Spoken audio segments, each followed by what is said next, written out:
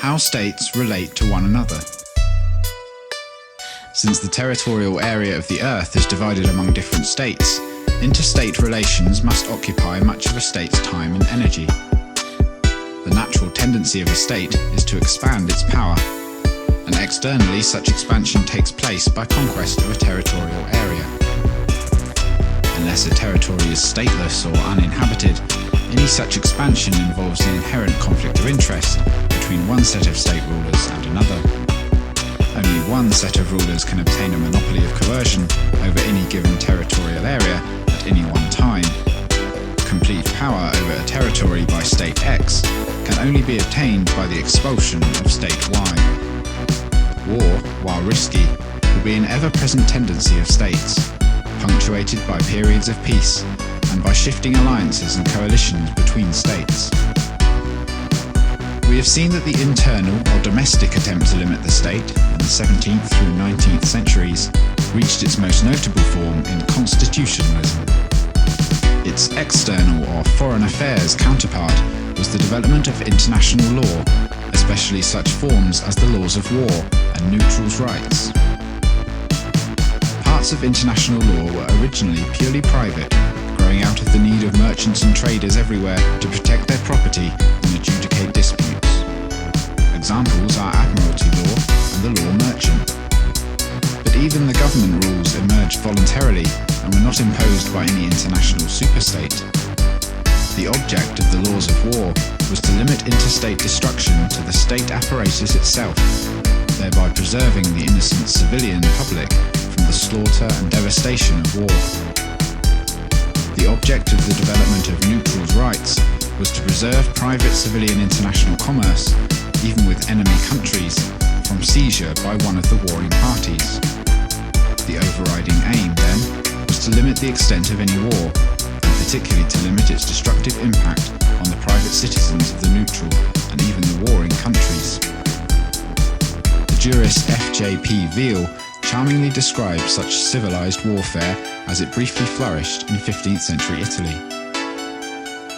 The rich burghers and merchants of medieval Italy were too busy making money and enjoying life to undertake the hardships and dangers of soldiering themselves, so they adopted the practice of hiring mercenaries to do their fighting for them, and being thrifty, business-like folk, they dismissed their mercenaries immediately after their services could be dispensed with. Wars were, therefore, fought by armies hired for each campaign. For the first time, soldiering became a reasonable and comparatively harmless profession. The generals of that period manoeuvred against each other, often with consummate skill, but when one had won the advantage, his opponent generally either retreated or surrendered. It was a recognised rule that a town could only be sacked if it offered resistance. Immunity could always be purchased by paying a ransom. As one natural consequence, no town ever resisted, it being obvious that a government too weak to defend its citizens had forfeited their allegiance. Civilians had little to fear from the dangers of war, which were the concern only of professional soldiers. The well-nigh absolute separation of the private civilian from the state's wars in 18th century Europe is highlighted by Neff. Even postal communications were not successfully restricted for long in wartime. Letters circulated without censorship, with a freedom that astonishes the 20th century mind. The subjects of two warring nations talked to each other if they met, and when they could not meet, corresponded, not as enemies but as friends. The modern notion hardly existed that subjects of any enemy country are partly accountable for the belligerent acts of their rulers. Nor had the warring rulers any firm disposition to stop the communications with subjects of the enemy. The old inquisitorial practices of espionage in connection with religious worship and belief were disappearing, and no comparable inquisition in connection with political or economic communications was even contemplated. Passports were originally created to provide safe conduct in time of war. During most of the 18th century, it seldom occurred to Europeans to abandon their travels in a foreign country which their own was fighting. And trade being increasingly recognised as beneficial to both parties, 18th century warfare also counterbalances a considerable amount of trading with the enemy. How far states have transcended rules of civilized warfare in this century needs no elaboration here. In the modern era of total war, combined with the technology of total destruction, the very idea of keeping war limited to the state apparati seems even more quaint and obsolete than the original Constitution of the United States. When states are not at war, agreements are often necessary to keep frictions at a minimum. One doctrine that has gained curiously wide acceptance is the alleged sanctity of treaties. This concept is treated as the counterpart of the sanctity of contract. But a treaty and a genuine contract have nothing in common.